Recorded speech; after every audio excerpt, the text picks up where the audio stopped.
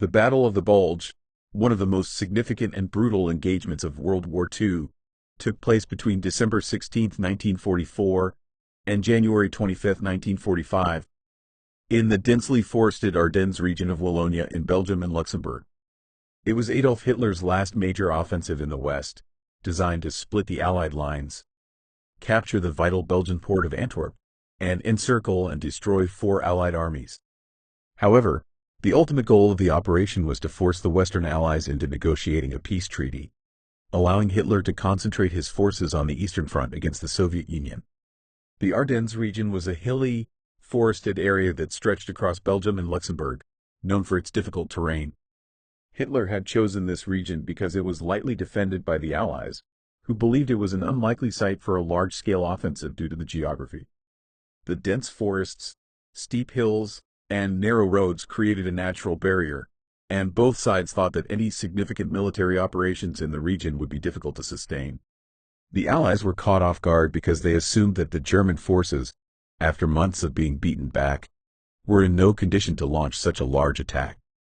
In fact, Allied intelligence failed to recognize the buildup of German troops in the region.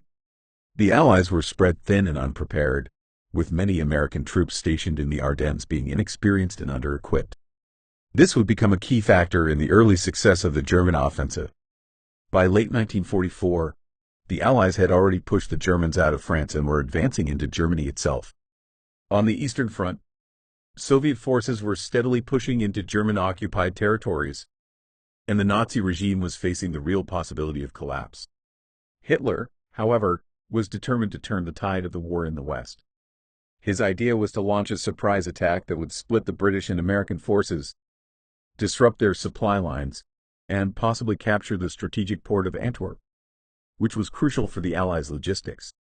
The offensive, codenamed Unternehmen Wacht am Rhein, Operation Watch on the Rhine, was a last-ditch effort to reverse the losing situation for Nazi Germany.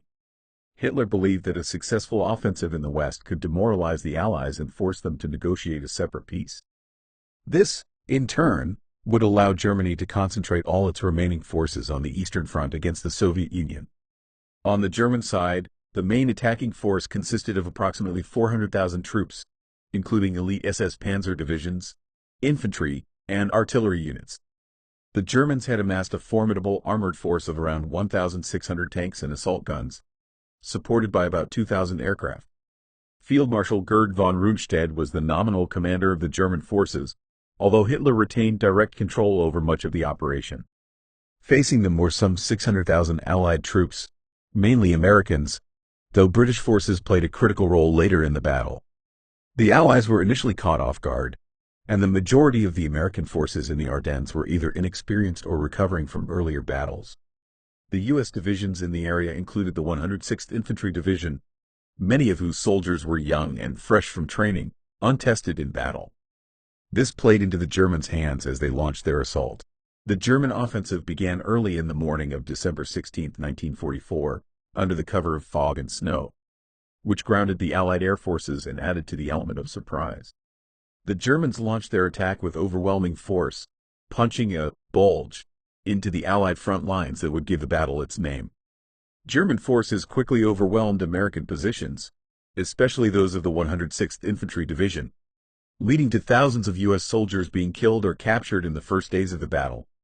However, despite the initial successes, the Germans encountered serious logistical problems. The snow and cold weather, which initially worked in their favor, soon began to impede their progress. The dense forests and limited roads meant that their armored units had difficulty moving quickly, and fuel shortages began to cripple their advance. German forces relied heavily on capturing Allied fuel depots, but they failed to seize enough fuel to keep their tanks operational. The town of Bastogne became a focal point of the battle.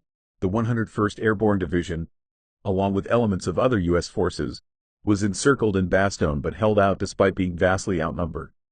The town's defenders, under the command of Brigadier General Anthony McAuliffe, famously responded to a German demand for surrender with a one-word message: nuts.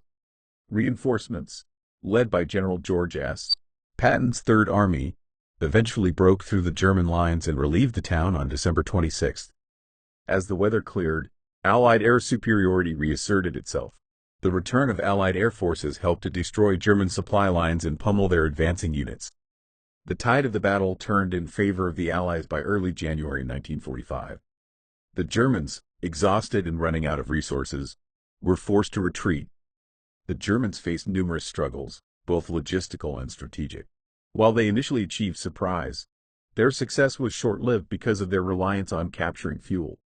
The rough, forested terrain slowed their advance, and the harsh winter weather, while initially an asset, soon became a liability.